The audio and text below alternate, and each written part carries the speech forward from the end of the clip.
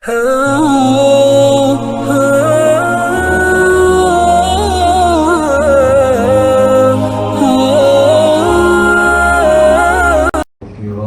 وأصحابي رحمه الله من شيء لله إنا له الفاتحة.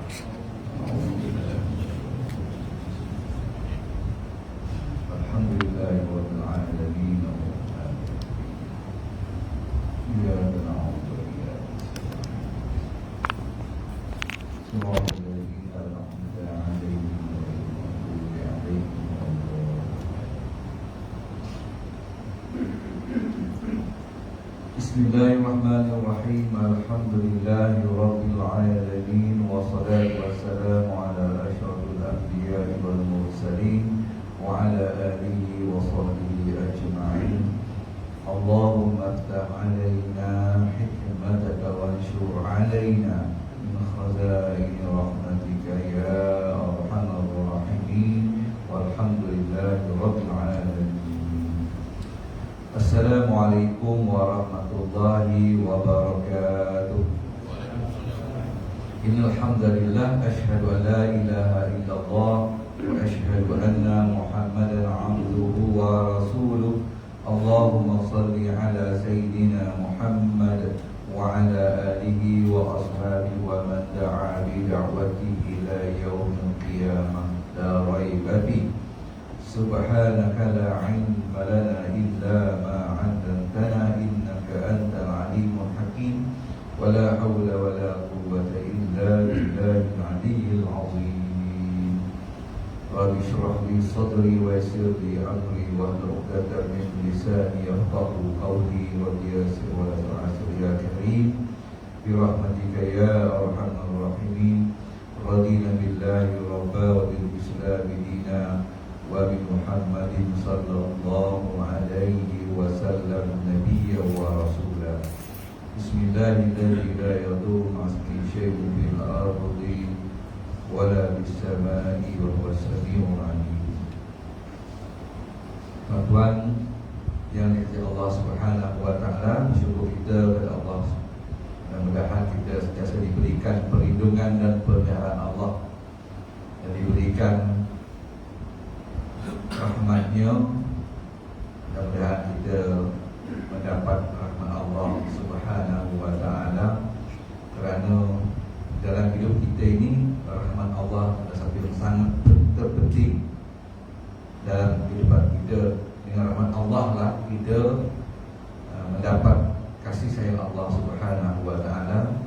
Dengan rahmat Allah lah kita hidup di dunia ini, dan dengan rahmat Allah juga lah kita dipilih oleh Allah menjadi ahli syurga. Dengan rahmat Allah juga lah kita dihindarkan Allah daripada azab api neraka. Malam ni kita masuk tajuk yang baru. Sebelum ni kita tajuk berkaitan dengan membaca Al-Quran untuk orang yang mati. Sedikit lagi, kurang 2 muka kita rangkaukan. Kita masuk pada muka surat 435 di bawah tajuk saat meninggal yang paling baik. Yang ini kita cuba mengintai peluang ini, suatu suasana, satu fikih yang telah pun disebut oleh Nabi sallallahu alaihi wasallam daripada beberapa hadisnya, dan kita cuba lihat di mana peluang kita. Sebab yang pasti kita ni akan pergi, dan kita semuanya sangat mengharapkan Allah ambil kita di saat yang paling terbaik, ataupun dipanggil husnul khatimah, pengakhiran yang terbaik. Bismillahirrahmanirrahim. Saat meninggal yang paling baik. Ibnu Mas'ud menuturkan bahawa Rasulullah sallallahu alaihi wasallam bersabda, barang siapa yang waktu kematiannya bertepatan dengan berakhirnya bulan Ramadan. Maksud sini 10 hari terakhir. Kerana 10 hari terakhir itu pada kemuncak. Dan di situlah ruang kitanya sangat digalakkan kita mencari suatu malam yang dinamakan malam Lailatul Qadar.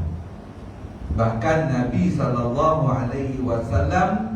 bila masuk 10 terakhir, Nabi sangat-sangat fokus dalam menghidupkan 10 terakhir ini. Di saat itulah kita diambil oleh Allah. Yang ini kita beriak, kita mengharapkan Allah beri kita peluang. Tapi ajal itu, saat itu, kematian itu hanya ditentukan oleh Allah. Tapi kita sangat berharap inilah saat dia, berdasarkan hadis Nabi SAW. Barang siapa yang waktu kematiannya bertepatan dengan berakhirnya bulan Ramadan, nampak lagi lah kita, mudah-mudahan ada peluang kita, dia akan masuk syurga. Dia akan masuk syurga. Okay. Yang pertama. Barang siapa yang kematiannya bertepatan dengan berakhirnya ibadah di Arafah, Yaumul Arafah, dia akan masuk syurga atas kelebihan Yaumul Arafah itu. Barang siapa yang waktu kematiannya bertepatan dengan berakhirnya sedekah. Ayat ini nampak, ayat ini macam rapat dengan kita sedikit, rapat dengan kita, dia akan masuk syurga. Bermakna barang siapa yang rajin sedekah, waktu sedekah pagi tadi sedekah, petang dia pergi. Allahu Akbar. Yang ni nampak kayanya, yang ketiga ni, yang ni kita cuba note sikit, kita perhati penting. Yang pertama kita ambil jugalah, yang kita tinggalkan kita sangat mengharapkan, tapi dianya sangat bergantung kepada ialah tunggulah Ramadan nanti. Tunggulah Ramadan kan tuan kan? Sekarang tak boleh lah. Yang keduanya hari Arafah pun sama juga. Setahun sekali kita pun Yaum Arafah sehari je. Tuan-tuan sehari je. Tapi yang ketiga ni, barang siapa yang waktu kematiannya bertepatan dengan berakhirnya sedekah, tak sebutlah berapa banyak, yang penting ni ikhlas. Jadi banyak semua kita ni ada peluang berlaku. Yang ketiga ni, nak ataupun tak nak, dia akan masuk syurga. Itu satu hadis. Termasuk pula yang lain. Sedangkan dari Huzaifah diriwayatkan bahawa Rasulullah sallallahu alaihi wasallam pernah bersabda, barang siapa yang mengucap la ilaha illallah kerana mengharap keredaan Allah, dia mengucap la ilaha illallah mengharap keredaan Allah, macam baru ni dalam kes sebelum dia ditidurkan sebab COVID, tanya apa tak, macam apa yang nak kami buat, kata nurse tu, orang doktor seribu nama masih tak cakap nama masih, bagi report cakap, hello ni abang ni tak lama lagi akan ditidurkan, jadi hutang abang ada sekian kalau ingatkan ini, minta maaf banyak-banyak lah. Tapi Rasulullah Allah ni dia bukan Muslim. Dia bukan Muslim. Waktu nak disuntik, nak ditidurkan, apa dia tuan? Dia minta tolong Islamkan saya. Dah baru ni. Tolong Islamkan saya. Maka waktu nurse pun ajar dia bersyahadah. Nurse pun ajar dia tak payah, ini susah ni tuan, susah nanti kena pakai agama ni, ni kasi borak susah ni, kami ni nurse je, itu tak mengaji nurse tu. Tapi nampaknya nurse ni orang ada ilmu, tanpa dia tangguh-tangguh. Sebab apabila seseorang itu Islam, jangan ditangguh-tangguh. Nurse pun terajar dia mengucap Apabila nafs ajar dia mengucap asyhadu an la ilaha illallah wa asyhadu anna Muhammad Rasulullah, kemudian ditidurkan. Kan? Kalau dia pergi, tuan-tuan, ni dia. Barang siapa yang mengucap la ilaha illallah kerana mengharap redha Allah, kita harapkan dia tu memanglah dia hidup dalam kafir, tiba-tiba saat nak ditidurkan, itu yang dia minta, tuan-tuan, kan? Kita rasa dia memang ikhlas. Yang dengannya dia mengakhiri masa hidupnya, dia akan masuk syurga. Lepas dia bersyahadah tu, dia tidur, dia pergi, insya-Allah dia akan masuk syurga. Jangan berkata dia tu dia kafir tu, tak, kan? Bila macam tu, rakaman tu bukti kepada institusi untuk menguruskan jenazahnya berdasarkan cara seorang Muslim. Keluarganya tak boleh lah, sebab ada bukti. Itu bukti dia rakamkan. Kan kalau tak rakamkan, Nas kata dia Islam lah, saya kata susah juga. Tapi Nas dia bijak, dia rakamkannya. Jadi maknanya bukti itu dipegang, rakaman dipegang sebagai bukti untuk menguruskan cara muka bumi itu dengan cara Islam. Kalau dia pergi dengan dia akhir dengan syahadah. Baik, barang siapa yang berpuasa, yang kita tengok, barang siapa yang berpuasa satu hari kerana mencari keredaan Allah. Tak sebut pasal apa, kan? Tadi sebut akhirat Ramadan, maknanya tunggulah. Yang ni nampaknya agak terbuka kepada kita. Senin Khamis, kan? Puasa sehari kerana mencari keredaan Allah, yang dengannya dia mengakhiri kehidupannya. Itulah puasa yang terakhir. Kemudian dia meninggal, dia akan masuk syurga. Dia nampak kaya kan? Di bila hadis dua baca ni, ada kita punya peluang, ada peluang kita. Baik, kita sambung lagi. Barang siapa yang mengeluarkan sedekah kerana mencari keredaan Allah, maknanya keluar sedekah tanpalah kita berbangga-bangga, keluar sedekah tanpalah kita menghebah-hebahkan. Sesenyak je lah. Ada banyak singgit tak apalah. Allah bukan hanya banyak atau sedikit. Yang Allah nilai ialah ikhlas kita. Kita azam, aku rezeki ada sejak subuh pagi, aku akan bersedekah sebagai singgit sehari. Tak apalah singgit sehari. Subuh masukkan singgit, besok masukkan singgit. Tapi jangan pula Waalaikumsalam, sikit ya. Ada. Ingat dia tu. Salam pula kawan ramai. Waalaikumsalam. Ni yang kata serokah pula. Tengok tak payah. Ya. Singgit bukan persoalan dia. Jangan malu dengan singgit tu. Tetapi kita kerana redha Allah. Ada di sini. Dan dengannya lah dia mengakhiri hidupnya. Kan? Pagi ni singgit, besok singgit. Dengan itulah berakhir hidup dia. Maka dia akan masuk syurga. Nampak hari yang kedua ni. Yang pertama tadi ada sama bab sedekah, yang kedua pun bab sedekah. Cuma yang kedua ni disebut tentang satu hari berpuasa. Tak sebut puasa Ramadan, tapi sebut puasa saja. Maka di sini ulama kata mana-mana puasa sunat lah. Ya. Abu Nu'aim menuturkan riwayat dari Khaitamah, disebutkan bahawa para sahabat merasa bangga jika seseorang meninggal dunia ketika dia sedang mengerjakan sesuatu kebaikan.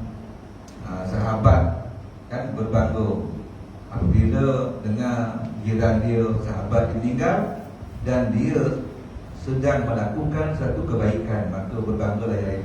Masya Allah, dia kata aku nak macam dia lah. Baik sedang menjalankan ibadah haji ke umrah, sedang berperang, ataupun ketika sedang menjalani ibadah puasa Ramadan.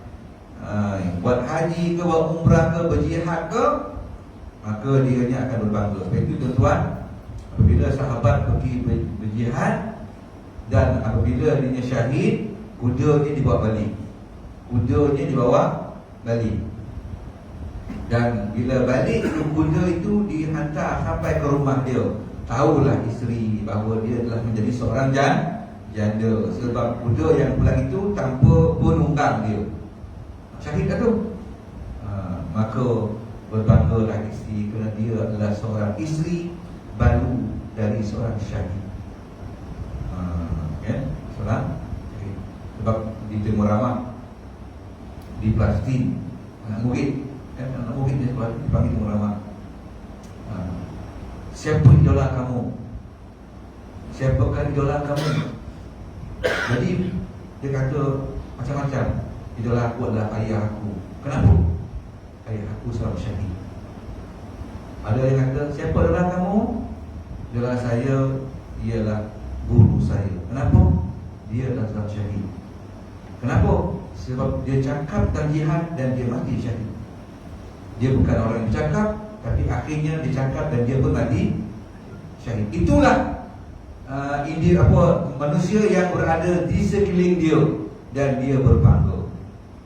Berbangga kerana dia seorang baru daripada suami yang syahid, kan? Kita balik tengok kuda saja, kan? Kita tidak ada balik dengan kuda, waktu malam mereka. Baik, syahidnya tahu. Sebab tahu syahid ini, syuhada ini, dia mempunyai kelebihan-kelebihan di hari kiamat, diberikan Allah Subhanahu wa ta'ala untuk ahli keluarganya. Maka dia ada saham yang besar. Tuan-tuan sekalian, tuan-tuan pencen dapat sahabat di pencen 2-3 ribu. 1,000 belah 2,000 masuk saham. Seronok tak dulu 7 bulan, 7 tahun dapat mewati walaupun tinggilah tahun ni dapat 15%. Wah, kita mula 1,000 15%. 15,000 bang. Kan nampak. Tapi dia ni suaminya pelapor besar di hari Yaumul Qiyamah, yang mana dia akan beri banyak batu syafaat kepada ahli keluarga dia. Berbanggalah dia. Baik. Aisyah radhiyallahu anha berkata bahawa Rasulullah sallallahu alaihi wasallam bersabda, barang siapa yang meninggal dunia dalam keadaan berpuasa, tak sebut puasa apa. Bila macam tu, puasalah, ya. Allah akan menetapkan baginya telah berpuasa sampai hari kiamat kelak. Dia berpuasa, meninggal dunia dia, maka dalam alam barzakh dicatat pahalanya seolah-olah dia berpuasa sampailah hari kiamat. Masya Allah, pahalanya hakikatnya dia tak lagi puasa dah, sebab dah dalam alam barzakh, ya. Hukum puasa tak ada lagi, ibadah takbir tak ada lagi dah, sebab dah dikebumikan. Tapi pahalanya mengalir seolah-olahnya dia puasa sepanjang hari sampailah hari kiamat. Tuan-tuan sekalian, ini bentuk-bentuk kematian yang paling baik. Sedangkan dari Jabir diriwayatkan bahawa Rasulullah sallallahu alaihi wasallam bersabda, barang siapa yang meninggal dunia pada malam hari Jumaat atau siang Jumaat, yang ni kita harap-harap tak dipilih lah, kan? Sebab bukan kita yang minta, bukan kita yang menentukan. Contoh kan, semua orang nak meninggal hari Jumaat, tapi apakah boleh? Tapi disebut juga apa kelebihan dia. Barang siapa yang meninggal dunia pada malam hari Jumaat atau siangnya, dia akan dipelihara dari azab kubur. Pada hari kiamat kelak, dia akan datang sedangkan pada dirinya melekat tanda syuhada. Ada tanda syuhada pada diri dia, sedangkan dia bukan mati syahid. Dia bukan mati syahid, tapi dianya ada tanda syuhada diberikan oleh Allah Subhanahu wa taala. Itu saya dengar, kan? Jaga-jaga iman ni, Allah, saya kata hebatnya dia. Apa agaknya amalan yang dia buat sehingga dia terpilih sebagai kembali kepada Allah itu pada hari yang sangat hebat, hari Yaumul Jumaat. Ya. Hamid melalui Sa'id Ibnu Sarif Al-Iskab menuturkan riwayat dari Abu Ja'far. Dia mengatakan malam Jumat itu mulia dan hari Jumat juga sangat terang, siang pun sangat terang. Barang siapa yang meninggal dunia pada malam Jumaat, Allah akan menetapkan baginya kebebasan dari azab kubur. Barang siapa yang meninggal dunia pada siang Jumat pula, dia akan dilindungi dari api neraka. Maknanya hebatnya mereka yang dipilih Allah pada hari Jumaat ini. Baik, kita masuk ke yang kedua, yang baru. Amal-amal yang mempercepatkan pelakunya masuk syurga. Tak banyak, sikit je. Ya. Abu Umamah menuturkan bahawa Rasulullah SAW bersabda, barang siapa yang membaca ayat kursi pada setiap akhir solat wajib, subuh, zuhur, asar, maghrib, isya, alhamdulillah, dianya telah menjadi amalan kita. Cara bersembahyang saja kita pun wirid, kita baca ayat kursi. Tidak akan ada yang mencegahnya masuk syurga hingga dia meninggal. Meninggal dia yang mencegah dia. Maknanya masih hidup lagi, itulah amalan dia, maka tunggu mati dia. Meninggal dunia, maka dia layaklah untuk jadi ahli syurga. Namun tuan-tuan, satu lagi saya ulang balik, bentuk amalan sebegini jangan kita demand. Wah, kenapa dia kursi masuk syurga? Tuan-tuan sekalian, masuk syurga dengan pahala yang kursi, tuan-tuan, layaklah kita. Seorang abid diberi umurnya beribadah ratusan tahun, beribadah banyak-banyaklah, sunatnya, qiyamnya, puasanya. Tiba-tiba dianya dipelawa Allah, masuk syurga dengan rahmat Allah. Dia kata, apakah aku beribadah ratusan tahun tak layak? Tengok tuan-tuan, jadi jangan dimana macam tu. Kita buat, tetap kita buat. Namun kita betulkan sikit di sini. Di sini tolong kita luruskan. Kenapa kita baca ayat kursi? Kita membaca ayat kursi, yang pertamanya kita ikut sunnah Rasul, yang keduanya mencari redha Allah. Kerana sebab syurga, bila kita baca kursi sebab kena syurga, macam murah sangat syurga tu. Dan yang keduanya, macam confirm yang kita boleh masuk syurga dengan ayat kursi yang kita baca. Yang itu betul tadi. Hadis ni dibaca dengan ada yang betul dia punya elemen dia. Ya. Iaitu kenapa baca kursi lepas sembahyang? Sebab kita ada sunnah Rasul, kita di umatnya, atau beramal dengan sunnah Rasul. Yang keduanya, kita nak mencari rahmat Allah. Rahmat Allah inilah yang akan mempelawa hamba itu masuk syurga Allah dengan rahmatnya. Mudah-mudahan dengan amalan kita mengamalkan ayat kursi itu, Allah berikan kita rahmatnya. Sementara Salsal Ibnu Dalhani menuturkan dengan lafaz, barang siapa yang membaca ayat kursi pada setiap selesai solat, tidak akan ada pemisah antara dirinya dengan syurga kecuali kematian. Hampir sama, cuma sedikit perbezaan di makan dia, ya. Okey. Masuk sikit lagi, kita masuk pula kehancuran jasad manusia selain jasad para nabi. Maknanya kita meninggal dunia ni, macam mana jasad kita? Hukumnya hancurlah. Hukumnya hancur. Tetapi saya pernah, tuan-tuan sekalian, pelajar di Mesir, pelajar perempuan meninggal dunia, dia mesin kuburnya kita boleh masuk. Dia macam ni, dia rumah dia, angkat simin dari pintu konkrit dia, turun tangga, itu ada dua bilik, satu bilik lelaki, satu bilik perempuan. Letakkan pasir itu, susun lampu dia, dan tengah tutup, itu dikunci. Dan kita Jadi 2 tahun lepas tu ada lagi seorang perempuan meninggal dunia. Ada orang perempuan meninggal dunia. Saya pun masa belajar masjid juga. Jadi kita lah, siapa lagi uruskan, kita belajar Malaysia lah yang uruskan jenazah ni. Yang belum itu saya masuk kubur baru. Lelaki belum ada penghuni lagi. Perempuan tu lah yang pertama penghuni. Lepas tu 2 tahun lepas tu meninggal perempuan lagi. Perempuan meninggal 2 tahun. Maka bilik perempuan juga lah, kita masuk. Saya masuk, tengok jenazah tu bulat dari depan. Bulat lagi jenazah tu. Maknanya apa? Kalau dia dah hantu dikepek, kamu je apa tu, kain kapan dengan pasir kan, bulat lagi.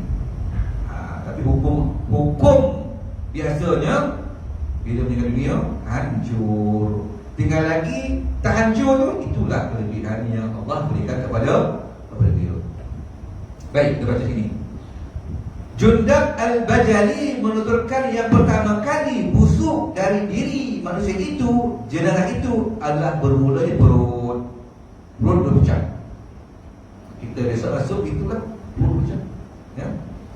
Sedangkan Abu Nu'aim menuturkan riwayat dari Wahab Ibnu Munabbih. Dia berkata, aku pernah membaca sebahagian buku, seandainya aku tidak menetapkan kebusukan pada tubuh mayat, nescaya manusia akan menahannya di dalam rumah mereka. Maknanya kalaulah jenazah tak busuk-busuk, maka ramailah orang akan biarkan jenazah itu dikebumikan.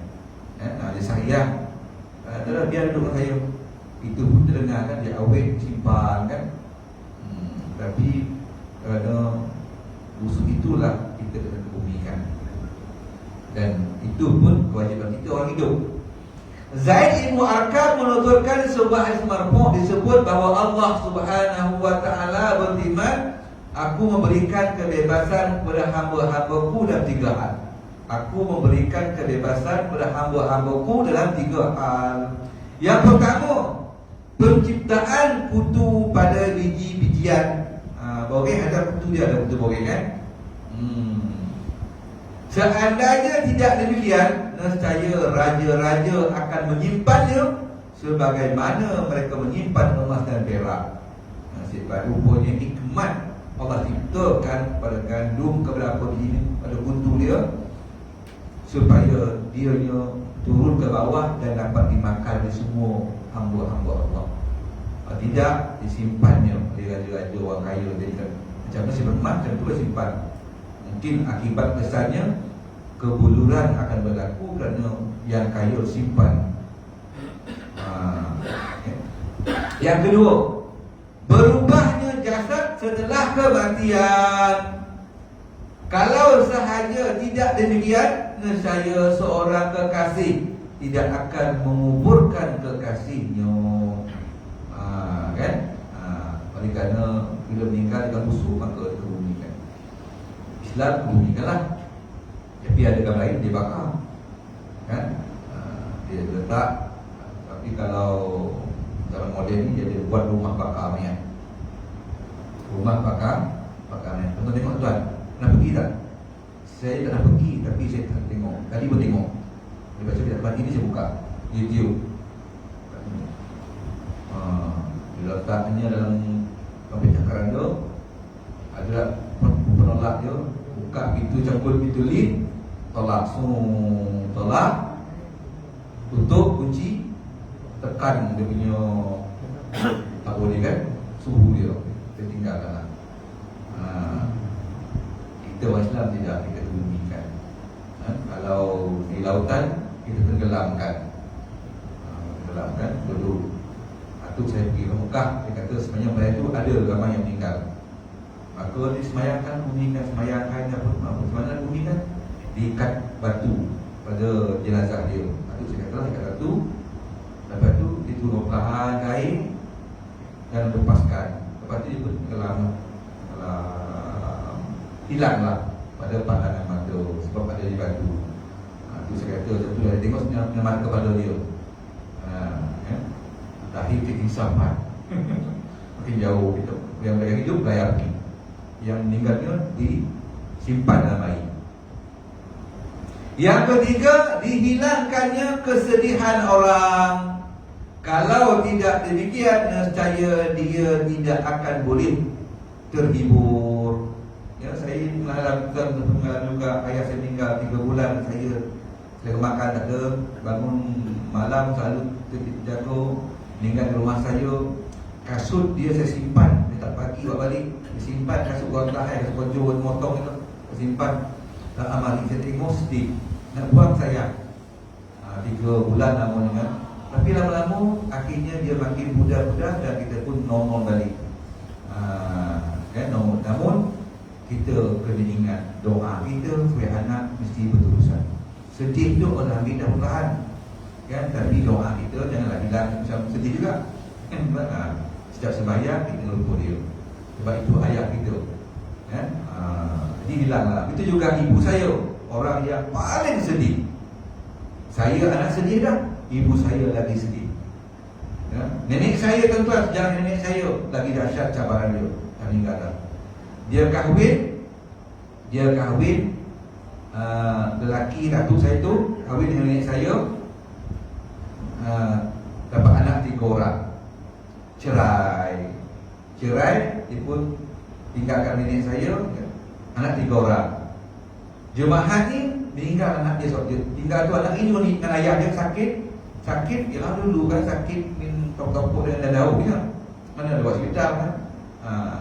Jadi sakit, jemaah tu meninggal seorang dari saya. Jumaat depan tu tinggal seorang lagi anak dia yang kedua. Jumaat depan tu 3 jemaah tinggal itu. Nenek saya kata dia hampir gila dan setiap hari dia pergi selama berbulan. Kan? Akhirnya hilang juga, sedih tu ditarik kembali. Hilang sedih, kadang orang meminang nikah kali yang kedua pula dapat anak 5 orang, mak saya bongsu, saya lahir itulah. Jadi itu. Jadi datuk saya yang pertama dulu yang kahwin anak meninggal tu, kahwin pula orang lain ada anak, tapi tak tahu cerita dia punya sasilah tu dapat baca, wallahu alam kan. Kalau dapat anak, apalah, sebab dia kahwin dengan isterinya lain, anak lain. Wan saya kahwin pula dengan suami lain, dapat anak yang mak saya ni. Jadi maknanya kalau apa tak ada masalah, dia bukan mahram kan. Tapi kalau kahwin dengan anak saya tu, dapat 3 orang tu, hidup anak seorang, anak hidup kan. Dia kahwin dengan orang lain pula, dapat anak. Maka anak nenek saya yang itu dengan suami itu, itu adik-beradik kan. Tapi ini tidak. Baik, sikit lagi saya sambung. Ibnu Asyakir juga menuturkan riwayat dari Abu Kilabah. Dia berkata Allah tidak menciptakan sesuatu yang lebih baik dari roh. Roh memang sangat baik, hebat ya? Tidaklah roh itu dilepaskan dari sesuatu, melainkan sesuatu itu akan membusuk. Jadi roh itu kalau dilepaskan masuk dalam tubuh kita akan dibaik. Sebab roh itu baik, masuk tubuh kita, tengok bukan tubuh kita dibaik kan. Tapi bila ditarik roh itu, maka jasad itu akan membusuk. Hebat roh itu, bila dia masuk saja kita hidup, berfungsi. Inilah jumpa kita pada roh. Tapi bila roh ditarik, kita akan kaku kan, akan meninggal dunia. Baik. Abu Hurairah menuturkan bahawa Rasulullah SAW bersabda, tidak ada sesuatu pun dari tubuh manusia melainkan akan hancur kecuali satu tulang, iaitu tulang yang berada di bawah rusuk. Darinya makhluk akan disusun lagi pada hari kiamat kelak. Tulang itu tak akan hancur-hancur. Atas sebab itulah Imam Mazhab Asy-Syafi'i mengatakan boleh kita sembelih jenazah kalau sekiranya guru kita meninggal dunia, kita sama jarang, dah sebulan meninggal dah, kita pun ataupun setahun ke, boleh pergi maka ke kubur dia. Dalam mazhab kita Imam Syafi'i boleh sembahyang hadir, bukan gaib, tapi kubur. Itu yang saya buat masa kawan saya meninggal. Dia guru ma'had, lepas tu meninggal 2 minggu lepas tu baru saya dapat tiket pergi ke Thailand. Jalan, tapi lah dah kubur. Saya pergi 5 orang. Saya pergi 5 orang, 2 ustaz, 3 cikgu. Jadi saya ustaznya, cik sembahyang cik, sembahyang. Saya ajak cikgu ni. Dia kata tak apa lah, saya dah pernah main kubur. Dia kata boleh, saya kata, sebab tulangnya masih ada itu. Siapa yang cakap masa kita lah ni, jadi kita ikut lah. Tapi cikgu ni kata dia tak berani. Dia kata belum pernah main kubur. Aku tu pernah berdiri lah. Jadi saya dengan kawan saya ustaz sembahyang kubur. Tak perlu kita sembahyang air yang baik kepada Allah Subhanahu wa taala. Yang aku berqauli hadza. Assalamualaikum warahmatullahi wabarakatuh. Bismillahirrahmanirrahim. Alhamdulillahirabbil alamin wassalatu wassalamu ala asyrofil anbiya'i wal mursalin wa ala alihi wa sahbihi ajma'in. Allahumma zidna ilman nafi'an wa qalban khashi'an wa ibadatan mutaqabbalan bi rahmatika ya arhamar rahimin. Walhamdulillah.